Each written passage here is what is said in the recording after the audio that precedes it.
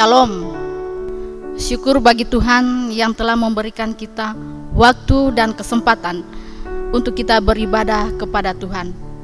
Walaupun hanya melalui media elektronik, tetapi saya percaya kehadiran Tuhan tidak terbatas ruang dan waktu. Asal kita bersungguh-sungguh datang kepadanya untuk memuji dan membesarkan nama Tuhan.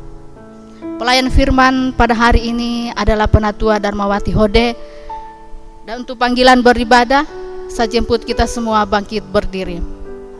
Marilah kita menghadap Tuhan dengan syukur dan puji-pujian, sebab kasih-Nya hebat atas kita.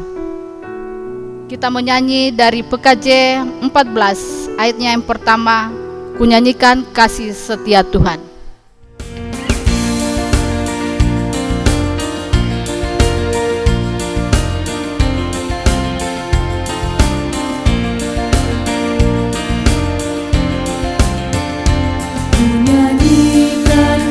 Setia Tuhan selamanya, selamanya.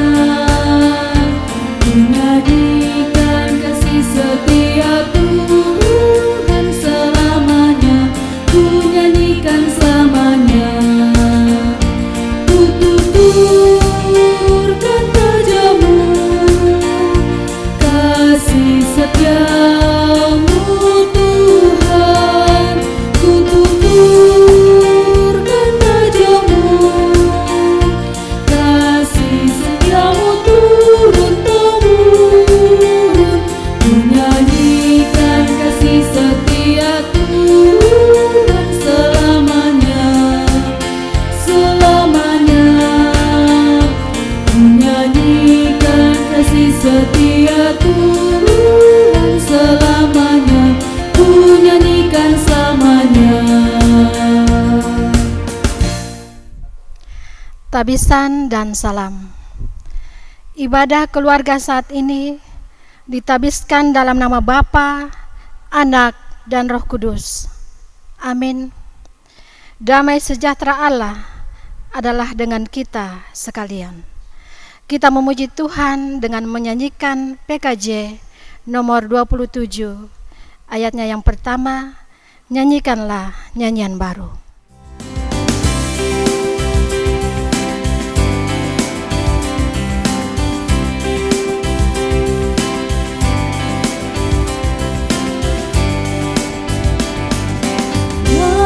Nyanyikanlah nyanyian baru bagi Allah, pencipta cakrawala. Segala serahing kerubin pujilah Dia, besarkanlah namanya. Bersorak-sorai bagi Rajamu, bersorak-sorai bagi Rajamu. Jemaat disilahkan duduk kembali. Tiba saatnya kita akan mendengarkan firman Tuhan. Tetapi sebelumnya kita satu di dalam doa. Kita berdoa. Terima kasih Bapa di surga, karena Engkau masih memberikan kami waktu dan kesempatan untuk kami beribadah kepadamu. Dan kami telah memuji dan membesarkan nama-Mu. Biarlah seberapa pujian kami itu naik dan berbau harum di hadapan hadirat-Mu dan menyenangkan hati Tuhan. Dan saatnya tiba, kami akan mendengarkan firman-Mu Tuhan. Tetapi sebelumnya Engkau kuasai kami semua, teristimewa kuasai hamba-Mu yang akan melayani kami pada saat hari ini. Berfirmanlah Tuhan, karena kami sudah siap mendengarkan. Haleluya, amin. Pembacaan kita saat ini Yesaya 9 ayat yang ke-12 sampai ayatnya yang ke-20 yang berbunyi demikian. Tetapi bangsa itu tidak kembali kepada Dia yang menghajarnya, dan mereka tidak mencari Tuhan semesta alam.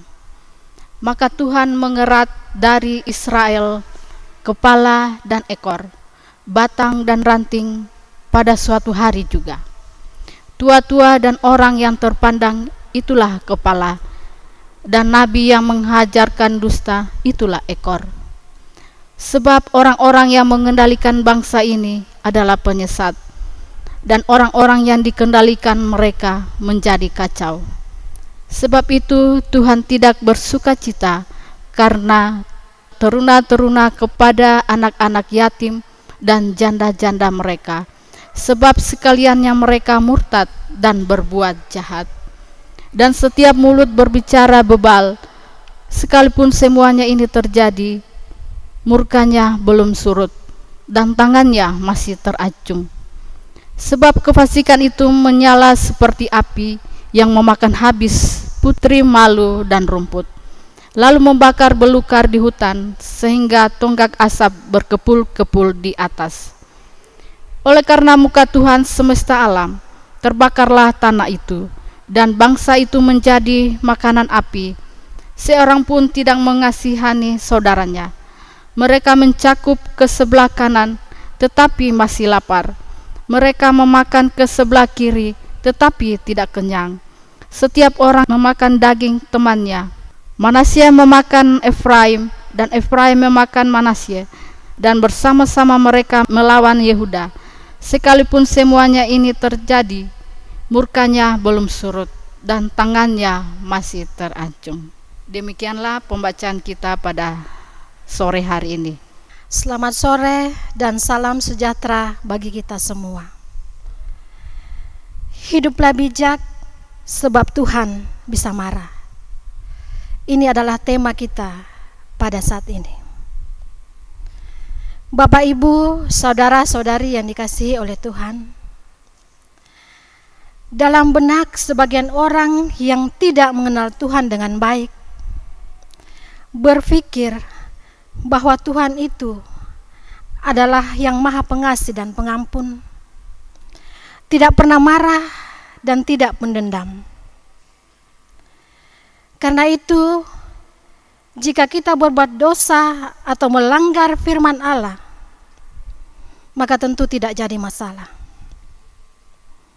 Nah, bagaimana dengan anggapan seperti ini? Apakah dapat dibenarkan menurut firman Allah? Mari kita melihat salah satu dari sekian banyak perikop dari Alkitab yang menggambarkan sifat dan respon Allah terhadap dosa manusia. Yesaya 9 ayat 12 sampai ayatnya yang ke-20. Dalam perikop ini, salah satu sifat Allah yang nampak dari tanggapannya terhadap dosa manusia adalah sifat marah atau murka. Kemarahan Allah dilukiskan dengan kalimat tangan teracung. Ada 3 kali tangan teracung disebut dalam pasal 9 ayat 11 sampai 20 dan 1 kali dalam pasal 10 ayat 4. Penyebutan tangan teracung berulang kali adalah gambaran bahwa Allah sangat marah atau murka atas perbuatan para pemimpin umat Israel dan juga umat Tuhan yang tidak adil dan tidak benar dalam menjalani hidupnya di hadapan Tuhan. Bahkan mereka yang terlibat dalam perbuatan tersebut disebut sebagai penyesat.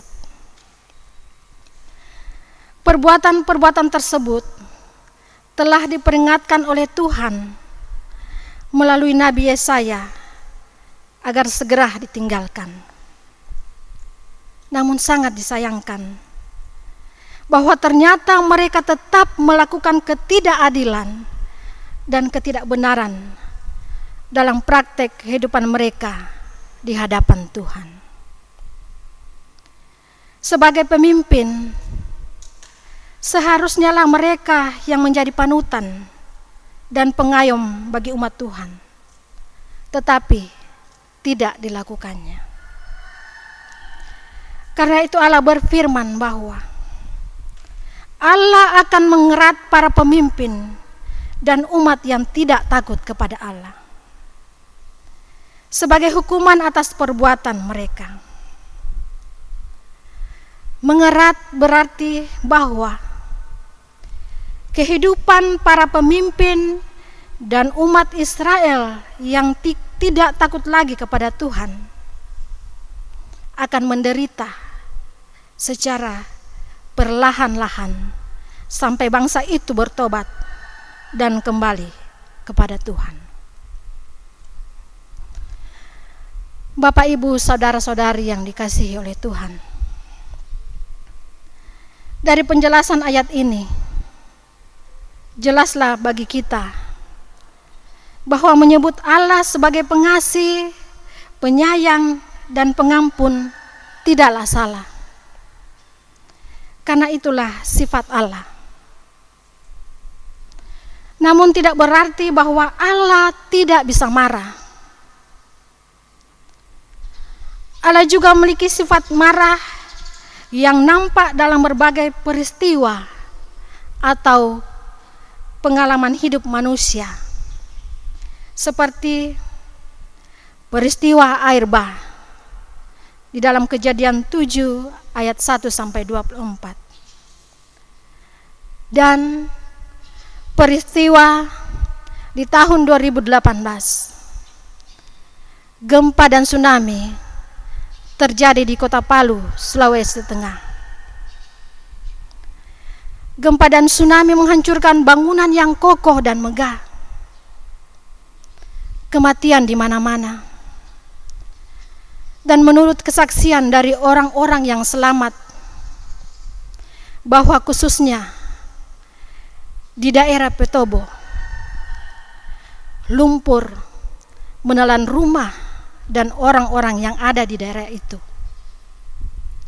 Dan sekarang terkadang di tanah itu terdengar teriakan memilukan.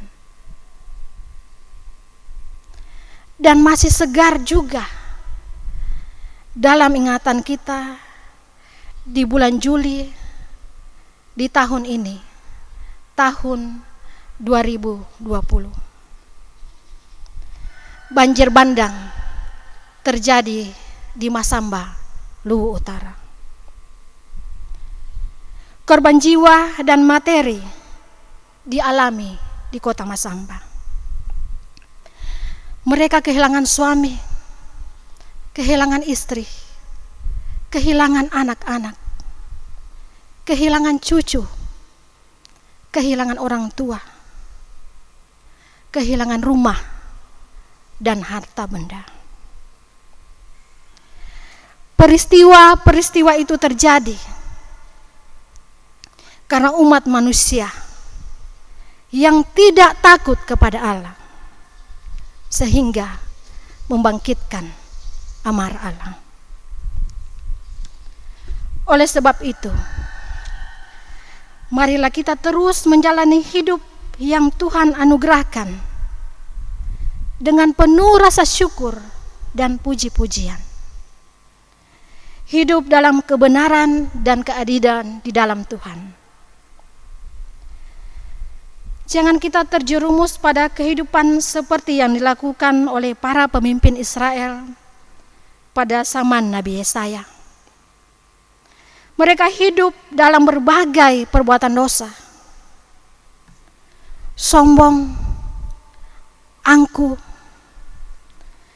menindas yang lemah, merasa diri sebagai orang yang hebat, dan mengabaikan nasihat yang disampaikan Nabi Yesaya. Hal-hal semacam ini patut untuk kita pikirkan, sebab kita tidak ingin murka Tuhan berlaku atas diri kita, keluarga kita, persekutuan kita, bahkan anak cucu kita. Oleh sebab itu, hiduplah bijak, sebab Tuhan bisa marah. Amin. Setelah kita mendengarkan firman Tuhan, tiba saatnya kita akan memberikan persembahan syukur kita. Marilah kita mempersembahkan syukur kepada Allah dengan mengingat firman Tuhan. Dan Allah sanggup melimpahkan segala kasih karunia kepada kami, supaya kami senantiasa berkecukupan di dalam segala sesuatu, dan malah berkelebihan di dalam pelbagai kebajikan. Mengiringi persembahan ini, kita memuji Tuhan dengan menyanyikan PKJ nomor 146 ayat 1 dan 3, bawa persembahanmu.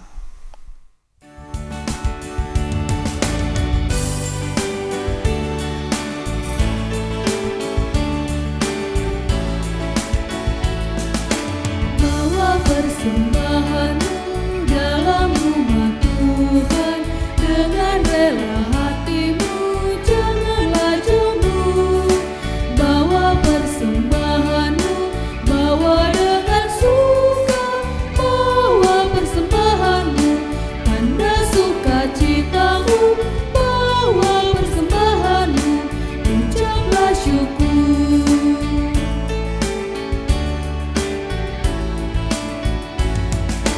Persembahkan dirimu untuk Tuhan pakai, agar kerajaannya baginya terang.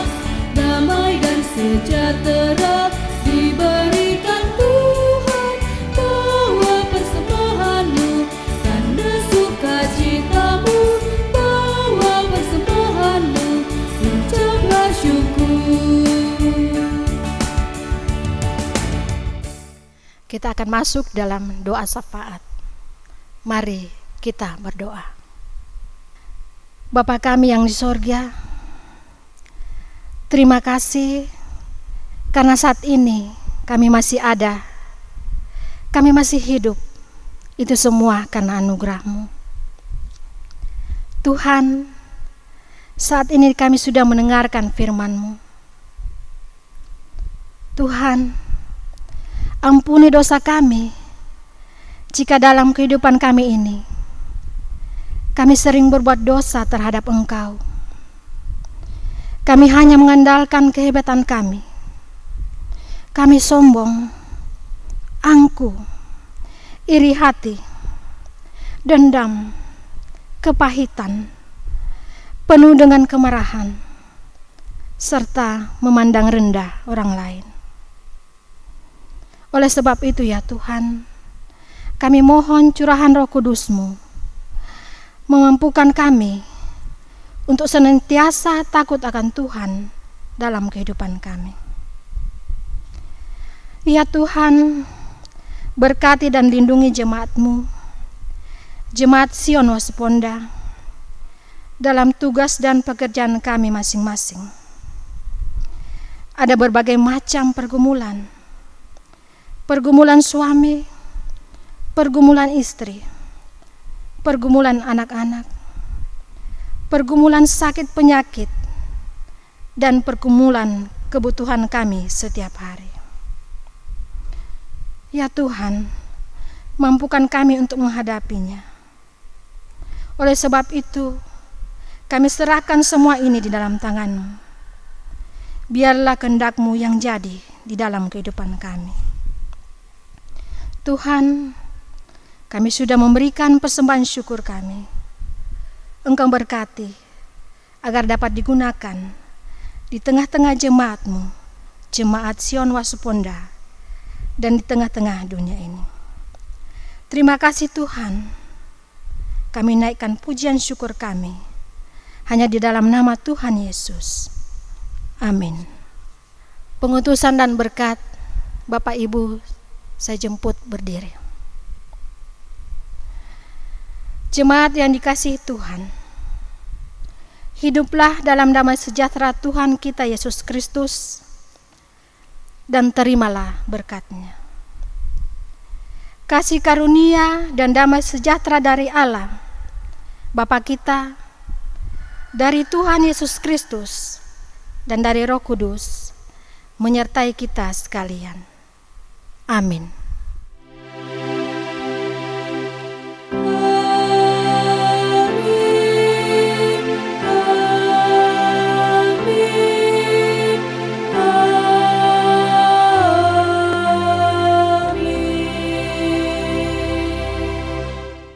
Jemaat disilahkan duduk kembali.